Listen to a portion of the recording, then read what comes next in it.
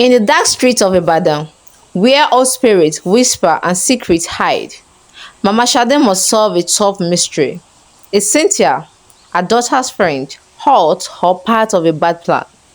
This Nigerian story of bravery and surprise shows a fight against a strong enemy with a twist that will shock you. Can a mother's love beat the danger? Watch to the end to find the truth that amazed everyone. Is Cynthia a victim too, or was she part of the trap? These questions burned in Mama Shade's mind as she walked out of the police station that night. The wind had picked up, and the streets of Ibadan looked darker than usual. The street lights flickered. Her slippers slapped the pavement as she made her way back to the hospital, her eyes tired but burning with purpose. She didn't sleep. Inside the private hospital ward, Shade stared. Her eyelids fluttered. She opened her eyes slowly and whispered, Mama. Mama Shade rushed to her side. I'm here, my baby. You are safe now. Shade winced. I remember something after they hit me. I heard a voice, someone important. He said Cynthia should be taken to him. Who? Did you hear her name? Shade tried to think. They called him Chief. Chief something. It sounded like money, like power. They were all afraid of him. Mama Shade felt a cold shiver run through her spine. In Nigeria, chief could mean many things: businessman, politician, cult leader, but always someone dangerous when mentioned in whispers. Later that morning, two detectives came to the hospital. We traced Danjuma's phone records. One said he had multiple calls with a man called Chief Adekunle Owolabi. Mama Shade frowned. The name sounded familiar. He is a big businessman, the detective continued. Owns properties all over Ibadan, but his name has been linked to underground crimes, trafficking, bribery, missing girls, but nothing ever sticks. Too powerful and too connected. Mama Shade's lip tightened. Then make it stick now. He hurt my daughter. He might be hurting more girls. The detective nodded slowly. We need more proof. He has lawyers, money, friends in high places. Shade opened her mouth again. Her voice was hoarse. His house, it has a tall black gate. There is a big statue of a lion at the entrance. I saw it the day Cynthia took me there. She said we were going to visit someone rich, but he wanted to touch me.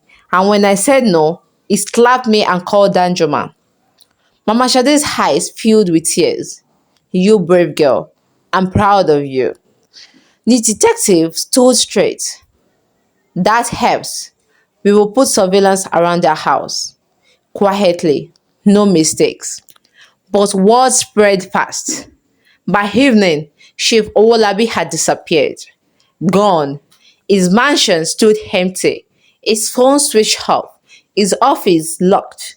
His guards vanished. Cynthia was still missing too. Then came the warning. A piece of paper slid under the hospital room door. It reads, Back off. You got Danjuma. That's enough. Don't dig deeper. You won't like what you find.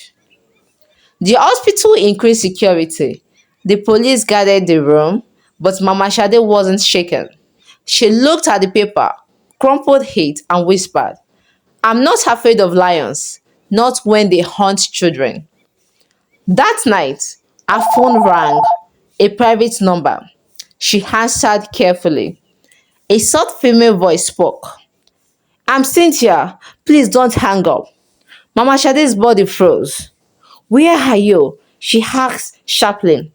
I can't say. They are washing, but I didn't know they were going to hurt Shade. I swear. I thought it was just parties. Fun. I didn't know they were selling girls. You ran? Mama Shade said, voice shaking. You left my child to die? I was scared, Cynthia whispered. I saw what they did to her. I tried to help, but when I screamed, one of the men slapped me and dragged me away. They locked me in a house for 2 days. Then one of the drivers helped me escape, but have been hiding since. Come out. Talk to the police. Help us stop this, Mama Shade pleaded. They will kill me, then live as a coward forever. Cynthia was quiet. Then, I will think about it. The line went dead.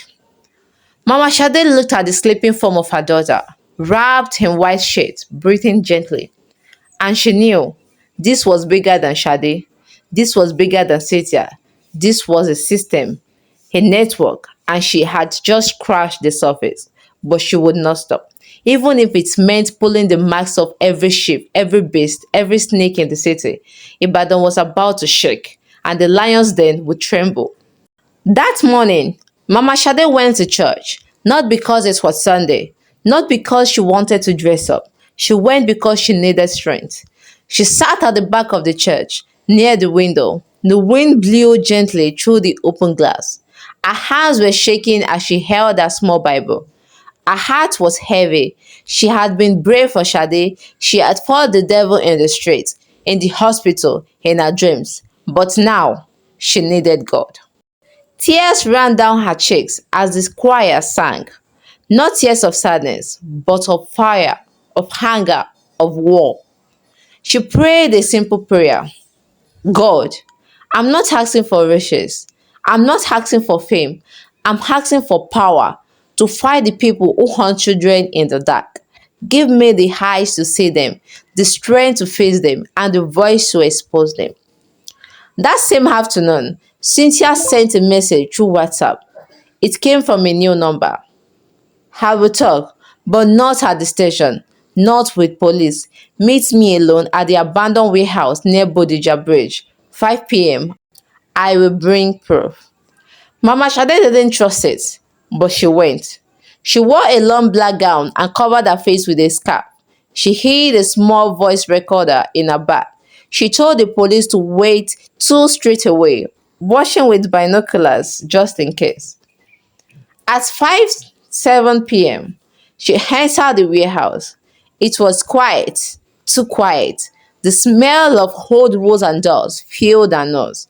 Broken windows let in long rays of light. It looks like a place where secrets came to die. Then footsteps. Cynthia stepped out from behind the broken walls. Her eyes were red. Her body was shaking. I came alone, she said. Mama Shade didn't move. Do you have the proof? Cynthia nodded. She brought out a flash drive and held it tightly. Videos, she whispered. Chef Owolabi's parties. Girls, some not even 15. It records everything for fun. It think is untouchable. Mama Shade stretched out her hand. Give it to me. Cynthia stepped closer, then froze. Voices outside. Men laughing. Boots crunching gravel. Cynthia's eyes widened with fear. They followed me. Mama Shade grabbed her hands. Quick! Behind that crate. They ducked low. Shadows moved past the broken windows. 4 men, one with a long stick, one with a gun, all wearing black shirts. They looked around like hunters. One of them shouted, We know you are here, Cynthia. Come out and we will go easy. Another laughed. You want to play hero. You want to bring down ship. You think this is Nollywood? Cynthia covered her mouth, crying silently. Mama Shade whispered, Give me the flash drive now. Cynthia slipped it into her hand. Run, Mama Shade said. Crawl through that hole in the wall. Go. What about you? I will distract them. Cynthia hesitated, then crawled away. Mama Shade stood slowly, bag in hand. She stepped into the open. The men pointed at her. She is not the girl. It's the mother. Grab her. But before they could move, a sharp whistle rang out. Police officers rushed in from behind. Guns raised. Freeze! The men ran. Shots fired into the air. Screams. Mama Shade dropped to the ground, covering her head. In 2 minutes, it was over. The 4 men were caught. One tried to run into the bush, but the police dog chased and pinned him down. Cynthia was safe. Mama Shade gave the flash drive to the lead officer, and that night it was heard on national TV. The truth.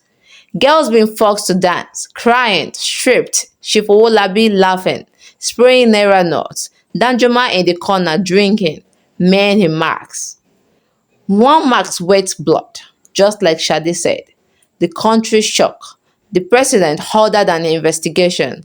More names were mentioned: a senator, a judge, a big pastor. One by one, they disappeared. But Mama Shade did not stop. She stood in front of cameras. She told her story. She stood beside Cynthia in court. She visited other mothers whose daughters never came home. And she began something new: a home for broken girls. She called it the Lioness House because girls are not weak. Girls can roar too, even when the world tries to silence them, even when the masks bleed. Thank you.